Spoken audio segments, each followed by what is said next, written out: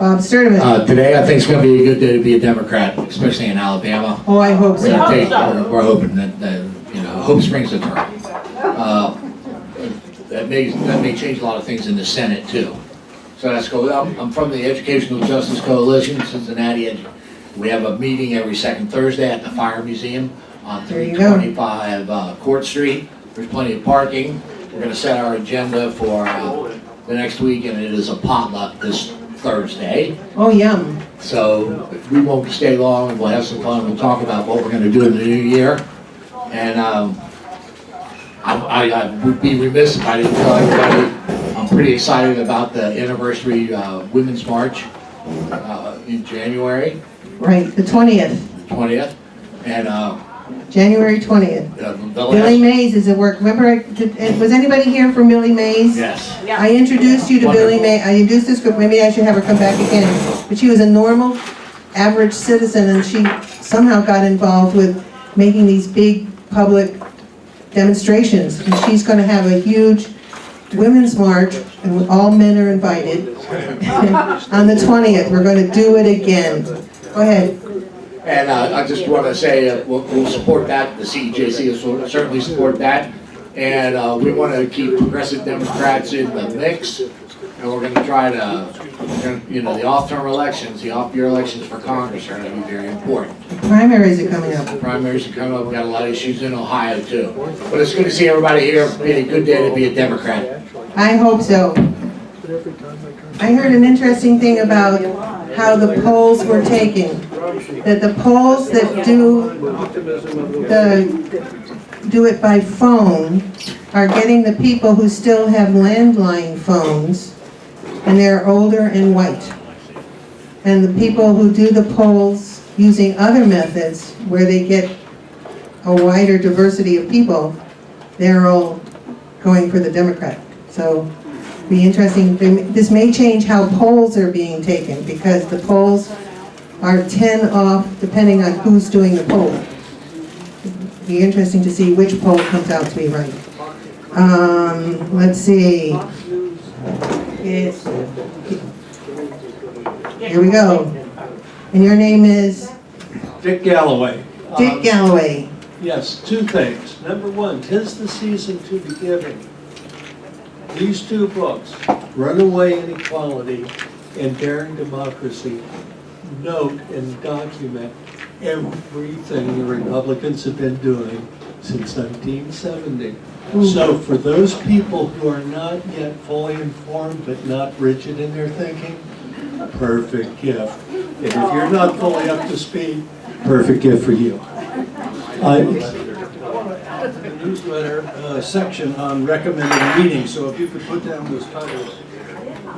I'm particularly proud of the work that Dick Galloway is doing, because he does the Move to Amend meeting that sometimes meets after this meeting. Want to tell us about Move to Amend just briefly? Yes, we believe, and I think if you think about it, you will too, all of our issues will not be solved in any comprehensive kind of way until we get big money out. And that's our goal, and we believe that a constitutional amendment is necessary for it. We're going to meet briefly after this, so if anybody wants to stay and hang, we won't require any membership or initial donations or anything like that. Thank you. You notice that this organization doesn't require any membership or additional donations either. Okay, let's go. William. Greetings. So I don't know if anybody will be interested in this. It's a peculiar thing to tell you about.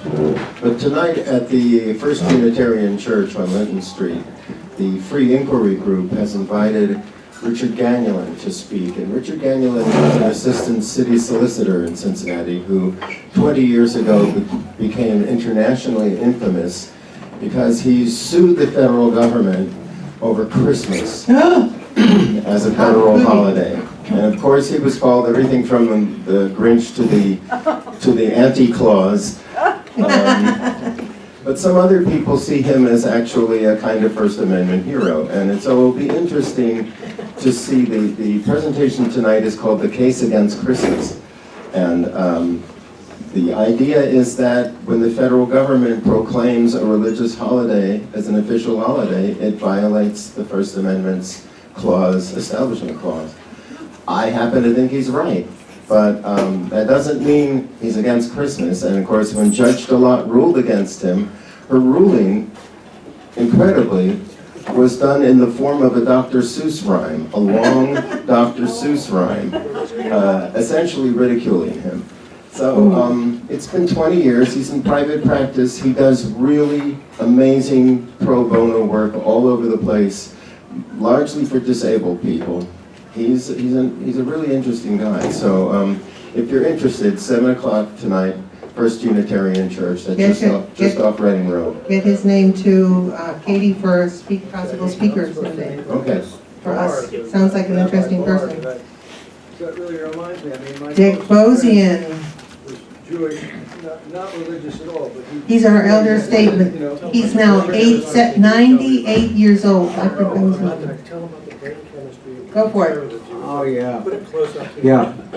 Mike was reminding me of a conversation that we had coming down here, that a significant scientific study was done on religious fundamentalism, and there is solid evidence for significant brain lesions in the prefrontal cortex. No, very seriously. And the brain lesions result in inflexibility and unwillingness to accept new information. Well, That's the second time we've heard rigidity, because Dick brought it up too, and we're talking about the same thing, rigidity of people not being able to accept. I just want to let you know that SPAN Ohio sent out an alert. Teresa Fetter, who is one of our representatives from up in Toledo and a former teacher, been very supported by the Ohio Federation of Teachers. She has reintroduced the single payer network bill in the House, and she's waiting to get, she has one person with her, and she's trying to go around and get as many sponsors as she can for the bill. So this is moving forward in Ohio, so that's very I got exciting. distracted. This is Katie. Katie does our speaker list. Do you know how much work it is to get a speaker here every week? She took over for Liz Ping, and she's doing a marvelous job, and we've got through the end of February. Yes, Katie, thank you. Okay. Martha. Yeah, I just wanted to mention that in terms of Facebook, you probably have looked at the United We Dream Facebook page, which has a lot of complicated and interesting discussions. Right now, especially, people are writing in Women's March. Billy May started, this page. And they're writing in all about what do we do next? Do we need a third party? Can we possibly reform the Democratic Party? And some people are saying, well, no, we just need to get these independents and Bernie people and all that to conform with us. And so it's quite interesting. I put in my 2 bits, and so do a lot of people. Other announcements? Any other elected officials here?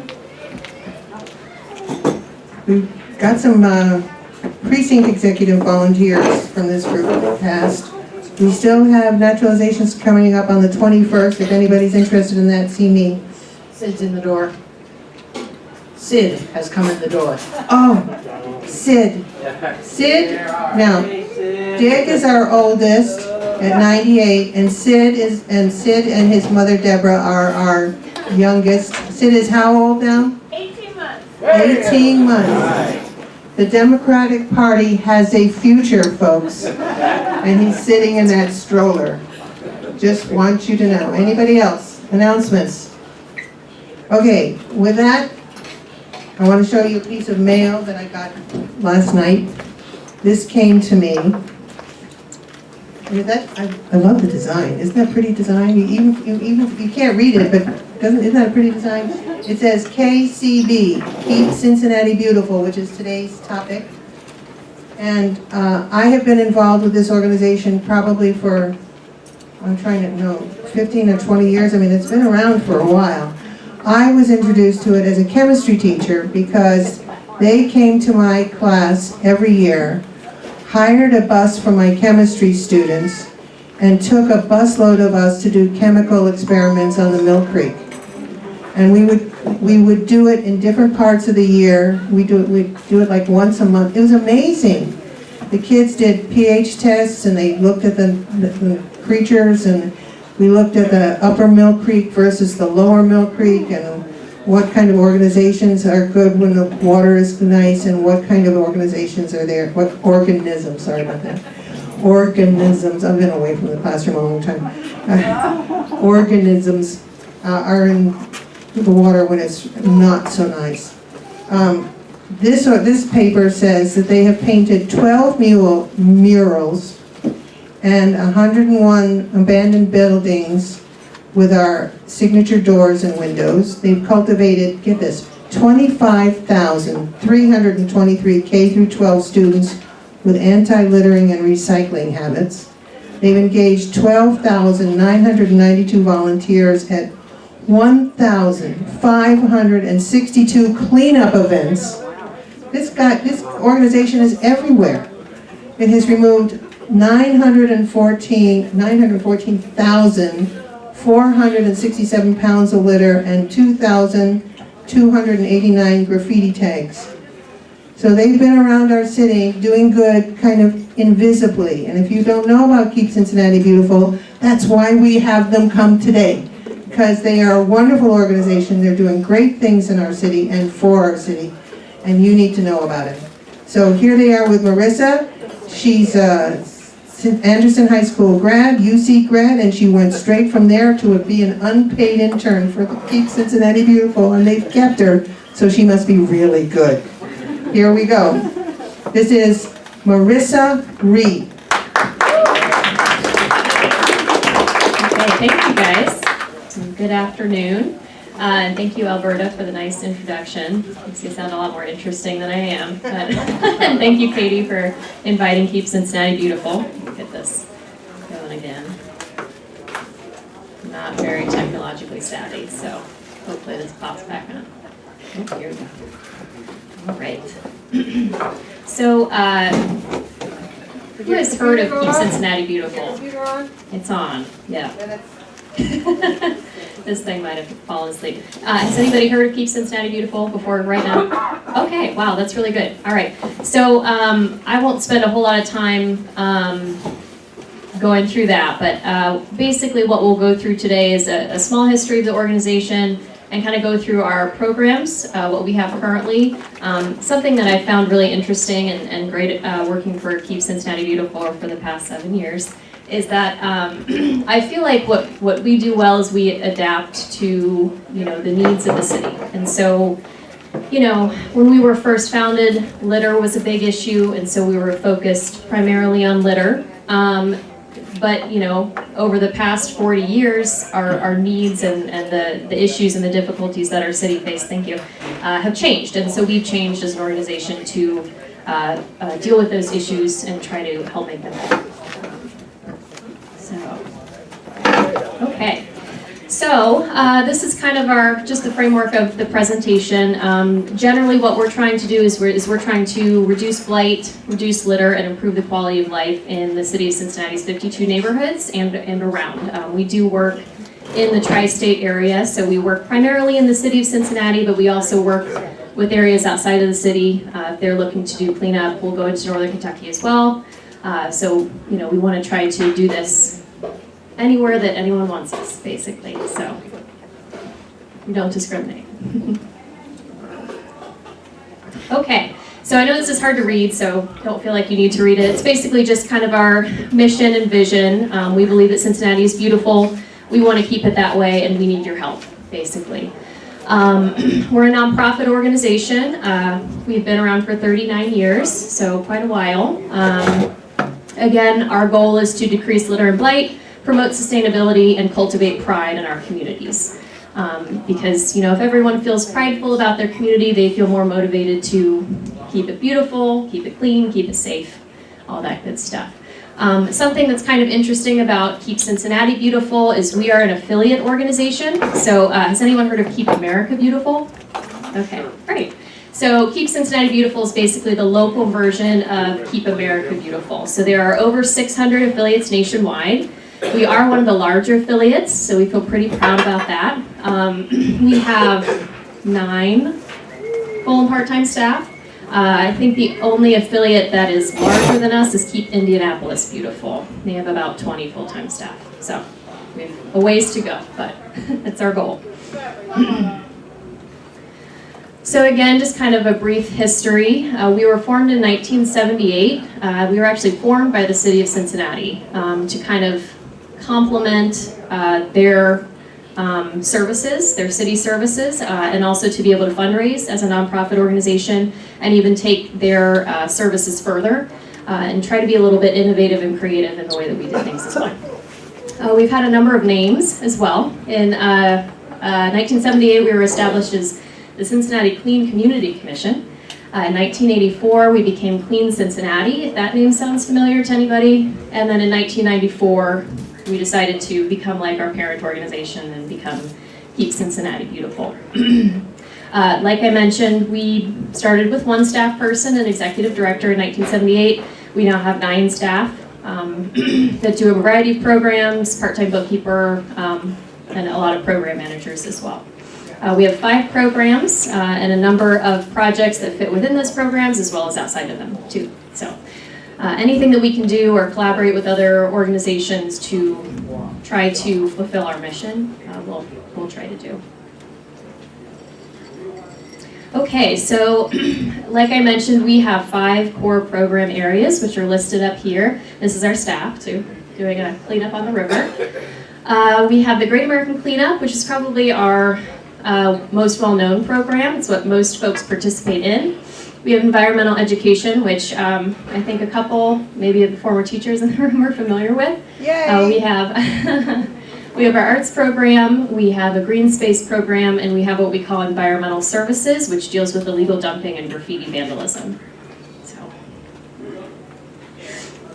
So the Great American Cleanup, we have a few photos down here, but it's kind of our hallmark program, like I mentioned. It runs from March through November, which is something that we implemented just a few years ago. The Great American Cleanup used to be basically on 2 days during the year. We had one big cleanup day in the spring, and then we had Make a Difference Day in the fall. And so it was kind of difficult because we had a lot of communities that wanted to participate, but if it didn't work for them on April 20th, then they basically couldn't participate. And so I think in 2013 or 2014, we decided we should try to make this a season, and that way communities, if they want to have it on April 20th, they can. If they want to have their cleanup on May 13th, they can. If they want to have a cleanup every month, they can. And so it really broadened how many folks were able to participate, how many communities were able to participate, and it, our results are kind of astronomical now compared to what they used to be.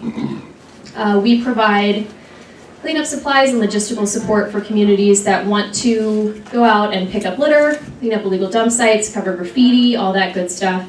And we kind of do the Great American Cleanup in a couple of ways. So either your community can organize a cleanup event, and Keep Cincinnati Beautiful will provide garbage bags, recycling bags, water, things like that, connect you with tools and things that you may need. Or we also work directly with volunteers. So we have a number of groups that will come to us and have a group of volunteers. Like we'll get volunteers from GE and P&G, a lot of big corporate entities in the city that want to do team building, things like that, or a lot of students as well. We work a lot with University of Cincinnati, with Xavier, Cincinnati State, groups like that where college students have service hours that they have to fulfill.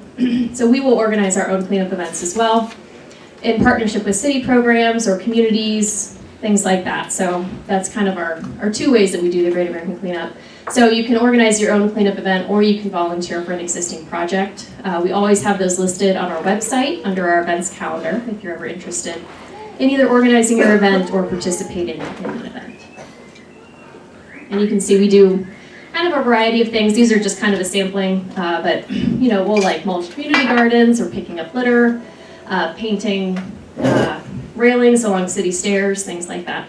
Anything that kind of decreases blight in an area, because we subscribe to the broken window theory where, if an area looks blighted, if it looks like no one cares for it, that's what invites the criminal behavior and makes that area unsafe. Okay. Environmental education is something that is very important to us as an organization because, if we go in and clean up an area, it doesn't mean very much unless the people that live there are going to continue to keep that area clean. So our environmental education program focuses on educating kids, usually grades K to 12, but we've done some pre-K. It's a little tough, talking to 3-year-olds about recycling. And we'll go and talk to college students as well as adults too. So we're kind of trying to expand those areas as well. But we provide free programs, classroom presentations, assemblies, and field trips to talk to students about litter, recycling, water pollution, things like that that are relevant in our city. We also do service learning with the goal being to teach older students our programs, and then they teach that to the younger students because teenagers are cool and little kids like listening to teenagers. So we generally reach about 20 to 25,000 students per year. Something else that's kind of neat about the education program is that if a school participates in a classroom presentation or an assembly or a field trip, we require that they have a campus cleanup as well. So we're kind of, both doing the education piece with students, but also having them take action.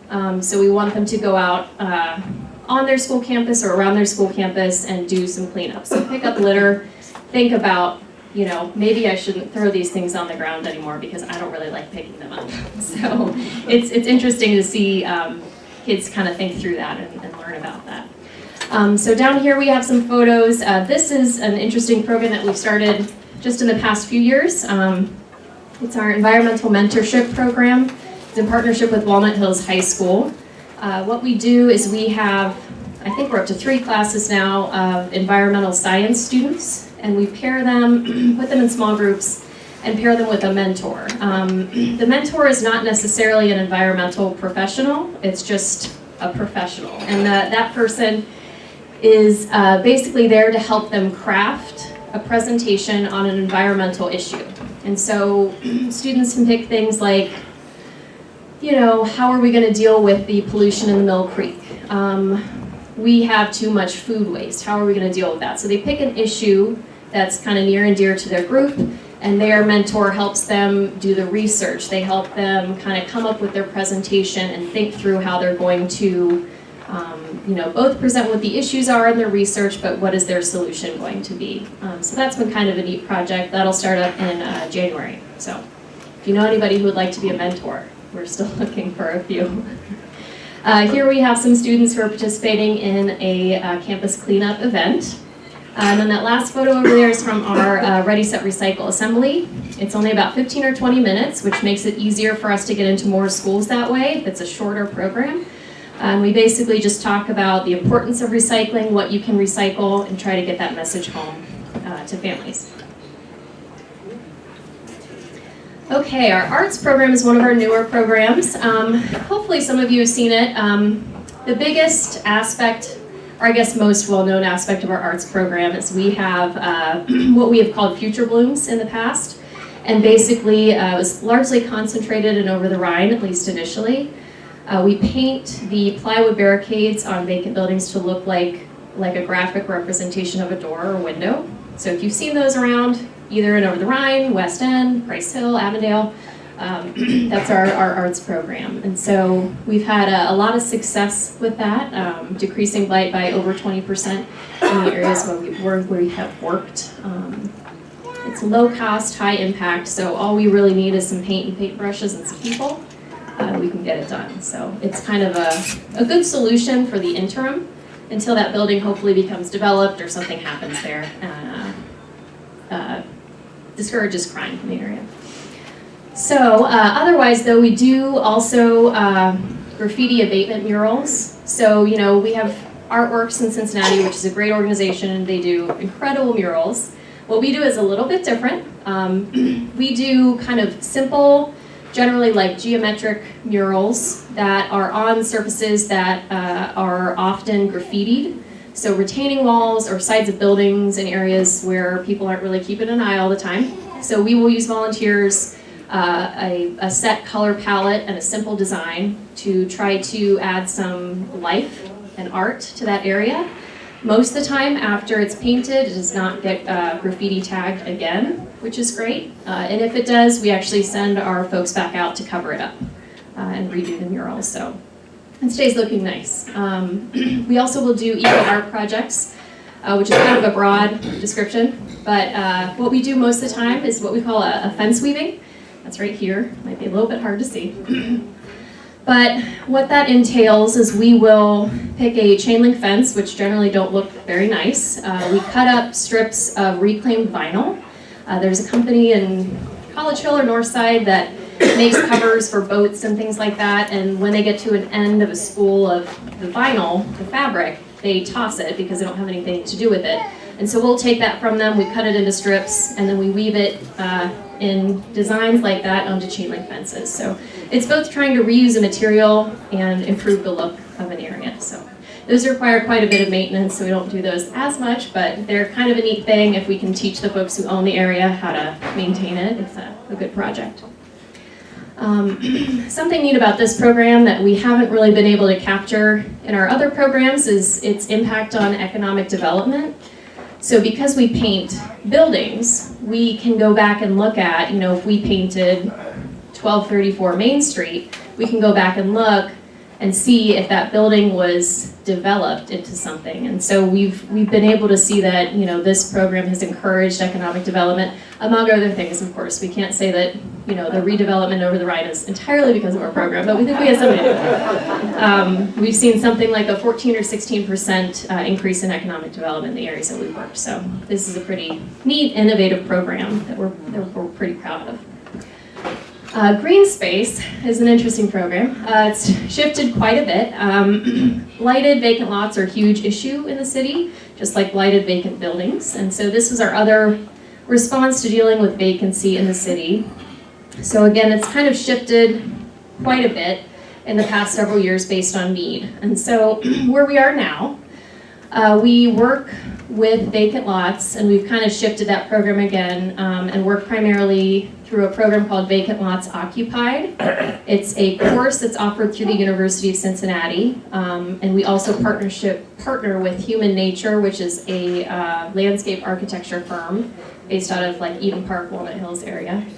And what we do is we take students from UC. They're generally planning or horticulture, architecture students, and we have them go into communities and talk to community members about what they would like to see on vacant, lighted green spaces in their neighborhood. And then we take that information and they come up with designs for those spaces. And so currently we are working in Evanston. We just had a community input session last week, I think. And the students are working on taking the input they've received from the community and turning that into a design. So whether it's the community wants to see a pocket park or a community garden or something like that, rain gardens, they'll take that information, come up with designs, and we've actually been able to get some grant money together to implement and install those things. So we'll actually be able to install some of those things, green infrastructure type stuff on 4 different vacant lots in Evanston. We did the same in East Price Hill last year. We have a pretty neat installation at Warsaw and McPherson, if anybody is familiar with East Price Hill. It's catty corner to the Kroger over there. So a couple of rain gardens. We also were lucky enough that the timing lined up to have a project that was funded by People's Liberty through the Hale Foundation to do a public percussion park there as well. So collaboration is very important in projects like that as well. Something else that's part of our green space program is a program that's called Help a Lot. It's in partnership with the city of Cincinnati. They have a program called the Private Lot Abatement Program, which is basically, if a property owner is not maintaining their space, whether there's a structure on it or not, a citizen can submit a complaint to the city.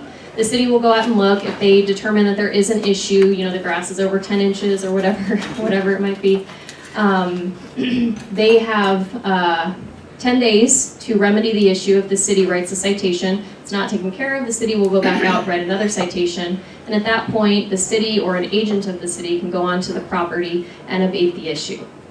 So Help a Lot is a part of that program, and that we have certain community organizations that have signed on with us to participate that become agents of the city, basically. And so Spring Grove Village is one that has been really active. So basically what happens is, if Spring Grove Village says, okay, we're ready to deal with some properties, we'll go to the city and say, hey, can we have a few properties for Spring Grove Village? They'll give us maybe 5 addresses or so back.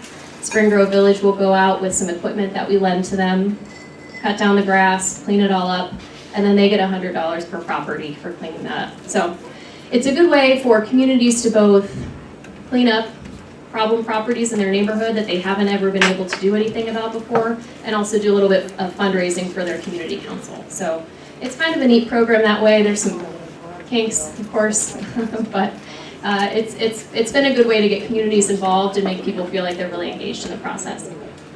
We also partner with the city on Wesleyan Cemetery, which is a city that, that defaulted to the city when the property owner stopped paying taxes or taking care of it. It's in Northside. It's a pretty cemetery, but the city, without any funding, has had to try to take care of it over the past 15 or 20 years or so. And so we will take volunteers in there several times a year and try to help out with some of the maintenance there. So anything that we can do to try to deal with lighted green spaces in the city, we'll try to do within reason. So just some photos. This is one of the rain gardens in Price Hill. Doesn't exactly look like that right now, but still looking pretty good, all things considered. Okay, and our last program is environmental services. So I mentioned before, this deals with illegal dumping and graffiti vandalism. So big partnership with the city again. We have a sheriff's crew that works closely with our environmental services manager as well as the city to go out and pick up litter, cover graffiti, clean up illegal dump sites. They'll help clean up homeless camps sometimes as well. To basically try to supplement the services of the city, the Department of Public Services. We also have worked with the city. They have a graffiti database. So if you see, certain tags out in the city, Conquer, things like that, all over the place, the city in partnership with Keep Cincinnati Beautiful is keeping track of who is doing those things, where those tags have appeared, how many times, so that if that person who is vandalizing the side of that building and that retaining wall and all that stuff, if they do happen to get arrested for doing that, we have evidence and can pursue prosecution so that hopefully it discourages that behavior moving forward. So we've had some success with that and been able to get some money back to the city to help maintain and keep that graffiti down, because it does get pretty bad sometimes, I'm sure you've noticed. We also track illegal dump sites, and we'll work with volunteers and the sheriff's crew to clean those up. Again, illegal dump sites are something that pop up in areas on dead-end streets, things like that, where people really aren't keeping an eye out. So something that we've done both for graffiti tagging and for illegal dump sites is we've started using trail cameras or deer cameras that are used for hunting because they're a lot cheaper than surveillance cameras. We'll put those up in areas that have chronic illegal dump sites or graffiti vandalism and try to capture video or photos of the folks that are doing it. And so, we have seen that work. There was a situation in over the Rhine, kind of in the Mohawk area, so northern over the Rhine, where there was actually a professional contractor who had an employee that was dumping things at the end of a dead-end street versus driving it out to the landfill and paying for it. And so we caught some film of that and took them to court, and they had to pay money back to the city for doing that and having the city clean it up. So it is a pretty successful way if we can find information, get a license plate number, stuff like that. So if you ever see areas like that that are becoming an issue, feel free to give us a call. And we'd be happy to try to put a camera out there or see if we know anything else about it. Okay, so Alberta mentioned some of these earlier, but these are some of our stats from our most recently finished program year. So again, about 1,500 cleanup events. Those are both events that were staffed by Keep Cincinnati Beautiful and events that were put on by community organizations. Almost 13,000 volunteers, close, and about almost 52,000 volunteer hours contributed. A little over 2,000 public spaces cleaned. Again, a whole bunch of litter collected and recycled as well. Something that we've done with our education program that we're kind of trying to hand off to Cincinnati Public is assisting them with their recycling program. So something that we noticed several years ago is that the Cincinnati Public Schools has all these beautiful environmental buildings. A lot of them are LEED certified, but a lot of them didn't even have recycling, which is basically it's one of the most basic environmental behaviors. And if you're not even teaching that to students when they're in an environmental building, what good are you really doing? So we partnered with them again a few years ago to get a good contract with Rumpke for recycling, get a recycling dumpster at every school. I think there's about 55 school buildings, and put in recycling bins in every classroom. So that was a big effort. For a few years there, we kind of kept up with all of the building engineers and the custodial staff and all the buildings. But it's one of those things we're trying to hand it back over to the school district so they take a little bit more responsibility for it. We're getting there, a little bit. But that's where a lot of that recycling comes from, is actually from the Cincinnati Public Schools. So they're working on it. Planted almost 500 trees, a little over 8,000 other plants, flowers, and bulbs, and again reached over 25,000 youth. So lots of students in Cincinnati Public. So how can you get involved? If you're not already involved with Keep Cincinnati Beautiful, the Great American Cleanup is really the easiest, most accessible way to get involved, to either participate in one of our cleanup events, which are mostly in the spring and the fall, not as much in the summer, definitely not in the winter. I mean, you're welcome to if you want to, but I won't be there. Or you can organize your own event. If you live in the city or don't, you can organize a cleanup event for your community, and we'd be happy to provide guidance. We actually have an event in February that is kind of our Great American Cleanup kickoff, and also our awards ceremony. We do awards for folks, individuals or community organizations that are doing great projects or doing great things in their communities. So that event, though, is a good event to go to if you're interested in trying to get involved or organize your own cleanup events, because we'll kind of go through some more of the details of that. You can become an environmental mentor. So I mentioned earlier that we have our mentorship program at Walnut Hills High School. We are always looking for mentors for that. It's about 6 weeks or so. It's on Fridays during the first 3 bells. So it's about an hour commitment every Friday for a 6-week period. So if you would like to participate, or if you know somebody who might like to, who kind of has just a little bit of experience, I mean, you basically just have to be an adult who has some kind of professional experience in putting presentations together. You don't have to have any expertise in an environmental area. So just, have been an adult and have some experience in being an adult and talking in front of people, I guess. You can also work with KCB on a team building event for your office. So, I mentioned a little bit earlier that we work with a lot of groups from, different corporate groups or businesses. And something that we'll do with them is, we will organize kind of a team building event almost. So, some groups just kind of latch on to events that we already have going on. Some groups, they have some funding behind their team building, like Cincinnati Bell, and we will put on an entire event for their group specifically. And so we have a day in the fall where we work with Cincinnati Bell. It's like a 9 to 4 type day. They have lunch catered. It's a whole big thing, and we work specifically with their volunteers. There's generally about 300 to 400 people that come to that event. And we will put together different projects for them to work on in a specific area. So that's kind of a neat thing that we can help out with. You can also join our KCB YP Council. This is a new thing for us, but we have a Young Professionals Council. So trying to get more young professionals involved in our organization and helping them understand what we do. And hopefully then those folks will eventually join our Board of Trustees. So those are options as well. And you can always donate. And thank you to Alberta for donating. We appreciate it very much. We are in our end of year fundraising campaign, so any little bit helps. Okay, so with that, that's all I have. I know that's kind of a brief overview of our different programs. My contact information is up here. Our website has contact information as well, and I would be happy to take any questions at this point if we have a few minutes. First of all, thank you so much for all you do. I had no idea. I have two questions.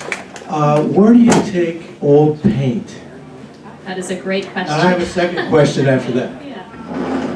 So old paint is tough. It depends on if it's latex or oil-based paint. I'm honestly not entirely sure right now. I know Matthew 25 Industries has taken paint. One of them, I think it's latex paint. If it's mostly empty, you can leave the lid off and let it dry out and then just put it out with your regular garbage. A really good resource though, and maybe this is another group to present, is Hamilton County Recycling and Solid Waste District. They have a very comprehensive list of different items you might need to dispose of on their website and what to do with them. And so paint is one of the big ones that they have on there. So their website, if anyone is interested, is hamiltoncountyrecycles.org. They also have a phone number, which is eluding me right now, but I know it starts with 946. But they're a really great resource for any information on what do I do with this, basically. It's a shame it's so difficult, because a lot of people just dump it somewhere else because it's so difficult. Yeah. I've always been fascinated about the graffiti on the over the overpasses and stuff. How in the heck do they do that? Do they hang upside down? And you think someone would see them? And it's so beautiful. I mean, it's just really artistic. How do they do that? Yeah. Some of it is artistic, yeah, and then that's a kind of the age-old argument for us. Is it art or is it vandalism? But it depends. So the stuff you see on the overpass, a lot of times they do just kind of hang over the side and we'll paint it. If you've seen the ones that are really, really big, usually on the highway, that are kind of they just don't look good. It's basically just the name. They actually use a fire extinguisher and put paint in it, and they paint it that way. That's how they get it to be so big. Those are the ones that do not look artistic. But yeah, the ones that are on overpasses, a lot of times they'll just kind of hang over the side and paint it. And there have been a few graffiti folks who have lost their lives that way. There was one that was all over the place. He went down to Puerto Rico and we heard he fell off of an overpass and he passed away. So it is a very dangerous thing to do. Gang related? Generally not. So the question was, is it gang related? Most graffiti that you see in the city is not gang related. So if it's just like 3 or 4 letters strung together, that's usually just a graffiti vandal who is just trying to spread their name all over everything. So they're usually high school students. They usually come from the suburbs. We've a lot of students from Indian Hill, Loveland, Anderson. They come into the city and they're looking for a thrill, and so they're trying to put their name all over everything. So most of it is not gang related. Some things are gang related, but it's usually pretty obvious if it is. It'll say some sort of a name that sounds like a gang, but most of it is just high school or young college students.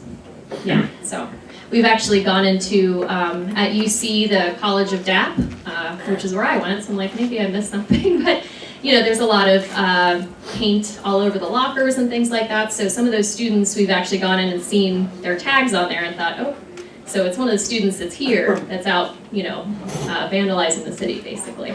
So. I have a question about all the green spaces that you fix up. What happens to that property?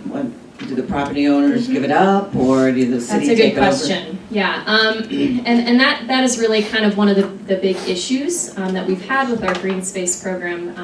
Because when we first started in 2011 with a vacant lot stabilization program, we would go on to vacant lots that were owned by private property owners, sometimes owned by the city, sometimes owned by the Port Authority. And we would, clean them out, put up a little picket fence. If you've seen those beige picket fences around, that was us too, but we don't own any of them. And that was the issue, was who is going to maintain this? I mean, if it's a private property owner that wasn't maintaining it for 20 years before, they're certainly not going to maintain it now.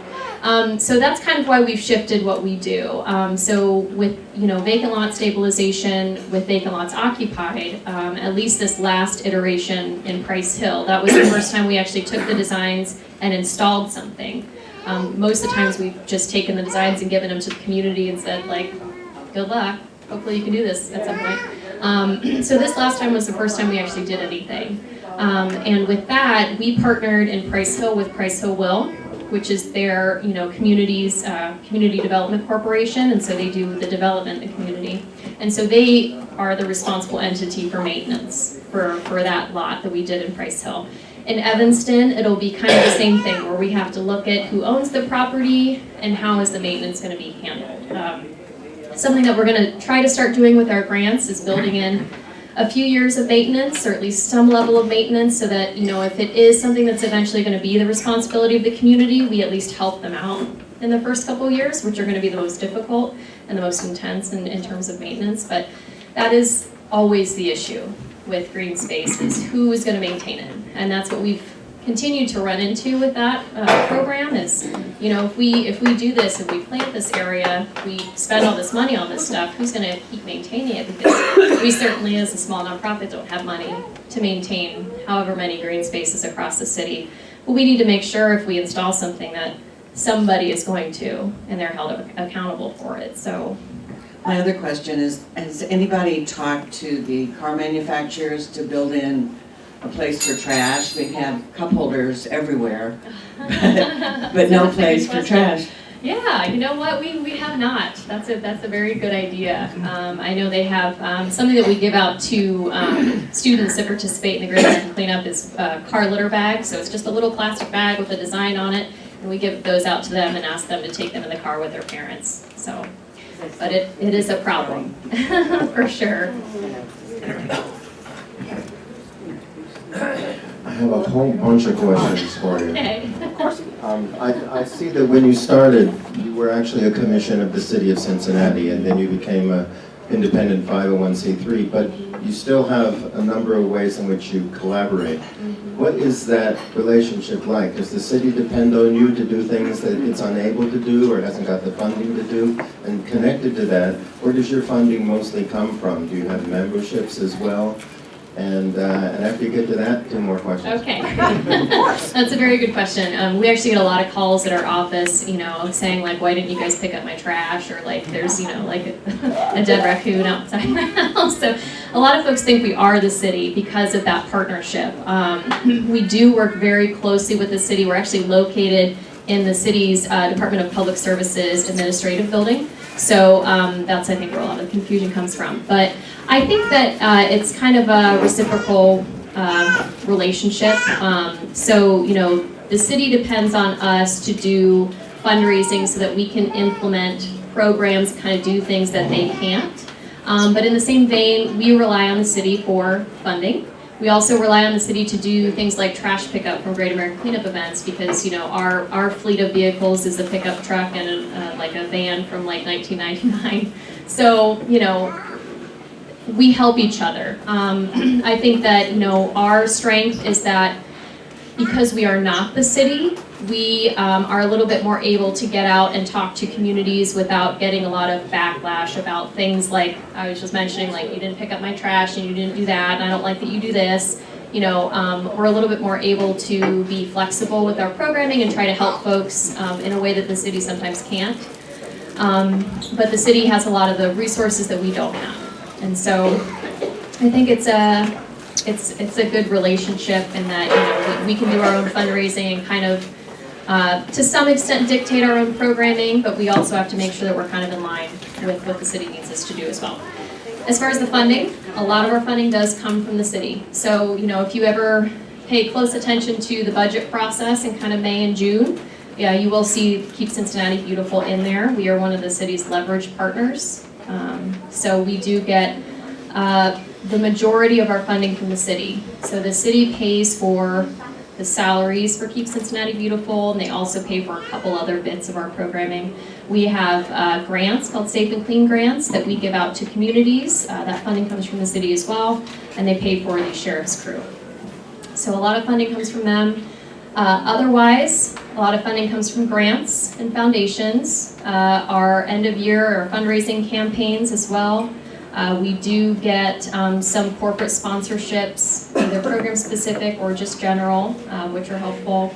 And then the last thing that we just started doing this year, actually happened about a month ago, is we now have a fundraiser after 39 years. So we will be doing that next year.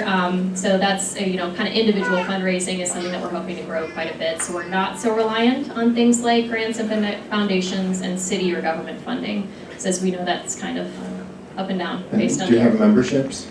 We do not. That's not something that we've really done. Something that we've started to consider, but I don't think anything that we've really hashed out too much. Okay, and in terms of collaborations with the murals and things, do you work with artworks, or do they see you as competition, or? Yeah, that's a great question. And then, connected to that, can you tell us what a public percussion park is? I can, okay. So let me start with the first one. So with Artworks, we had not worked with them for, as far as I know, ever. But about 2 years ago, we finally partnered with them and had a conversation that was a little awkward initially because we were never quite sure about our relationship with them. Like, are we stepping on their toes by doing murals? Are we kind of annoying, or are we okay? But we actually have a really great relationship with Artworks now because I think we fill different needs. So about 2 years ago, we partnered with them on what we call the Alley Activation Project, and we did a series of 13 or 14 mini murals in an alley system that runs right behind, or between, I guess, Main Street and Sycamore and over the Rhine. And so that was neat because it was kind of we got to do kind of a different type of mural than what we're used to.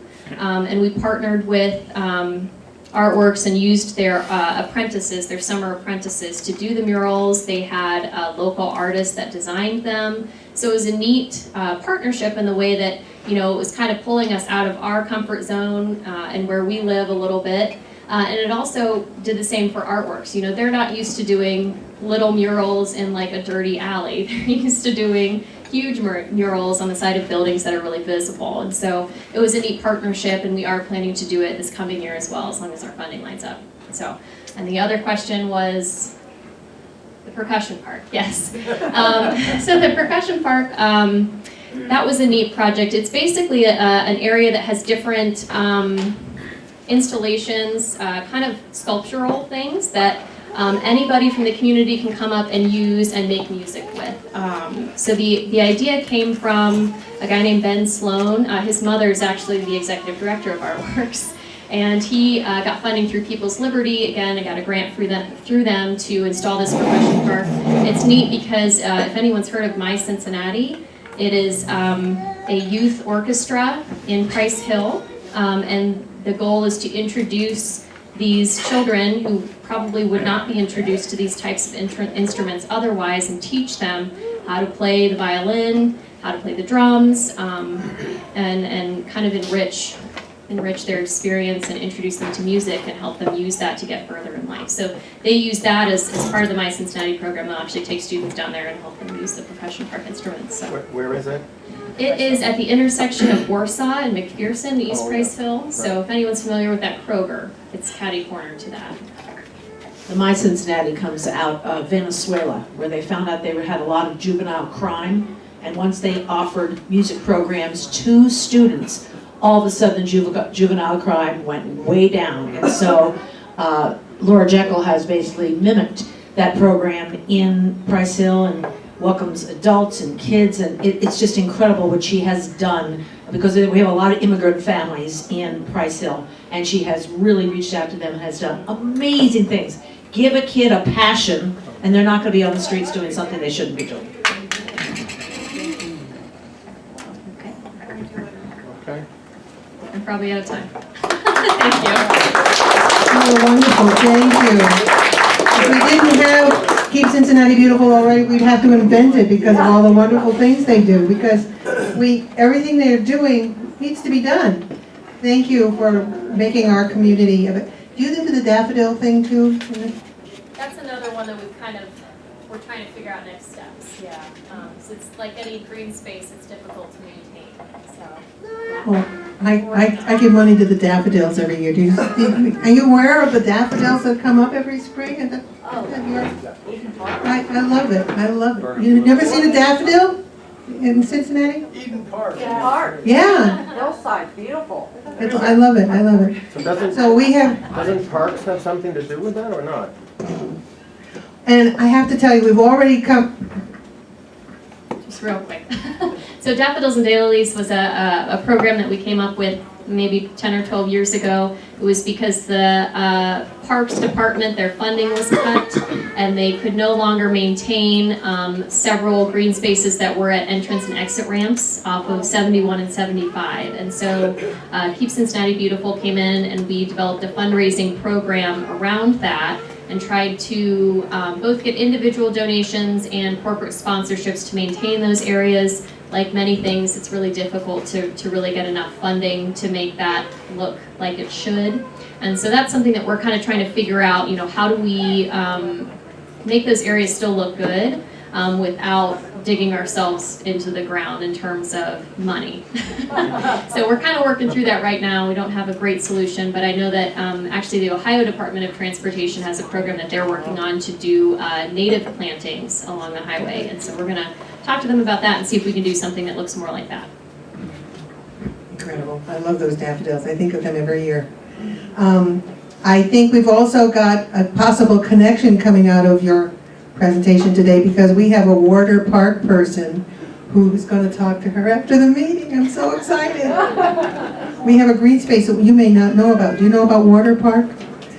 She doesn't. We did it, guys. We did it. We put Warder Park in the middle of Queen Cincinnati, so that we, if nothing else, we will go from there. We have some wonderful things coming up. Next week, one more week. Now I'm going to San Diego for Hanukkah, and then I'm going to come back for next week because it is David Pepper. Dr. Pepper is Ohio State Chairman. He should be good. I want you to bring all your friends, because we need to talk about what the state should be doing in terms of developing. We're doing our thing to grow and maintain the Democratic Party. Let's see what David Pepper's doing. Yeah, let's put him on the spot and get him going. Hold him accountable. Accountable. To us. We will not have two meetings following that on December 26th or January 2nd, and you can guess why. But we want you to have very nice holidays.